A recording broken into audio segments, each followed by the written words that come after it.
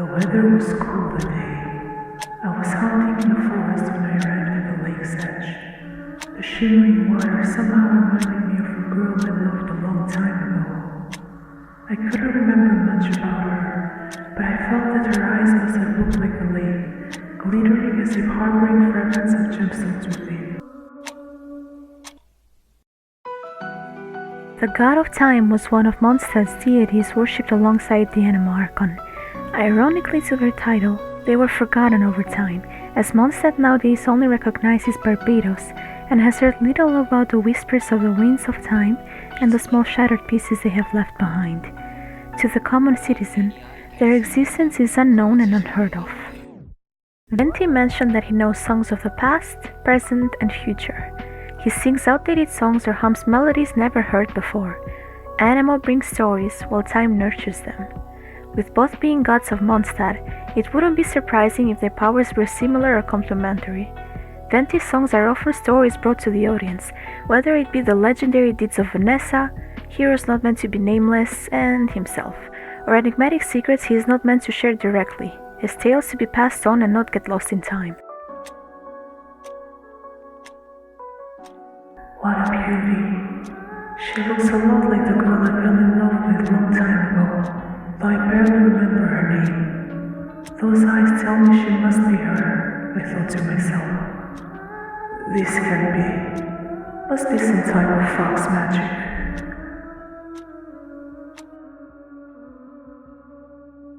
Once upon a time, the world was covered in eternal ice, which somehow find a way to thaw and leave place to flames. The flames were tamed by the rain, and the land dried out when lightning fell from the skies. The heavens controlled the flow of the elements, guided humanity to prosper, and promised them divine love. But once asked by the humans about their fate, which was already written in the stars, they stood silent. And once questioned about their laws, which the humans would attempt to overstep, they slaughtered. The cycle of eternity was cracked, and only time could tell what was to happen next. In the Mondstadt fairy tale of the fox in the Dandelion Sea, it appears to mention multiple times the hunter's repeated thoughts of a girl he once loved in the form of a déjà vu.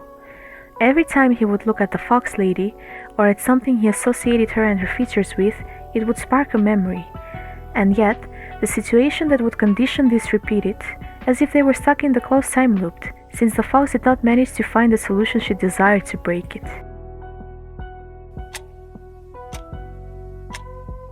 As I thought about such things, I became lost in sullen memory. Yes, that's right. On that night that I could no longer remember clearly, when I was about to part with the girl I loved, this same moon had hung in the sky as well.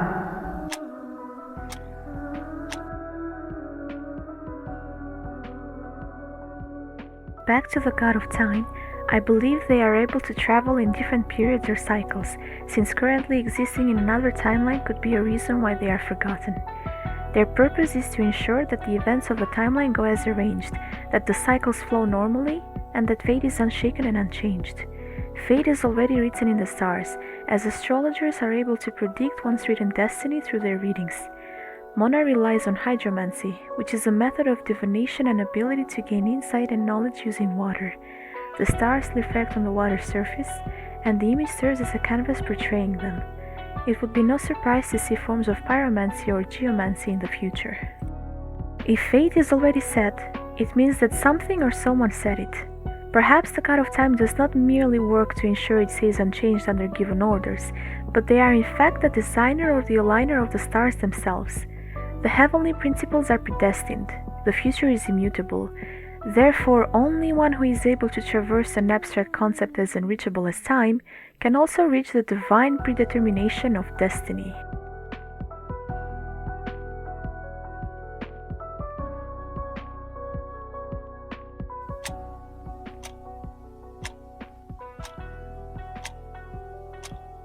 What a beauty.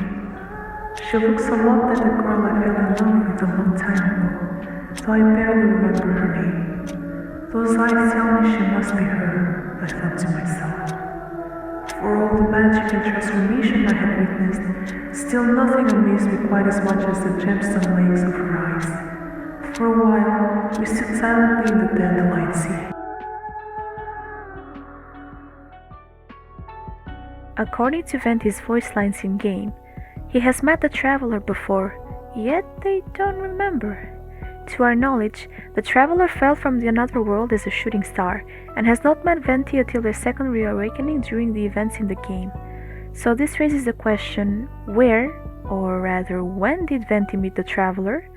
After the Cataclysm, he returned to slumber, while the Traveler woke up and tried to flee, so their times clash, at least in the current timeline we are experiencing. This one-sided familiarity could possibly be either a memory or time manipulation. The Traveler has memories of Khaenri'ah, but if the sibling was the one to experience the destruction and rushed to wake them up and to leave, then do they really? Why is it that, as time passes, and while the Traveler moves from region to region, after Snezhnaya, they will return to Khaenri'ah at the end, which is nothing but underground ruins? Unless they travel not simply physically, but back in time, with the aid of the God of Time. Going back in time means that they take the place of their sibling, and let the sibling become the Traveler, and work together with the Tsaritsa and the God of Time to burn the old world away and rewrite its fate anew.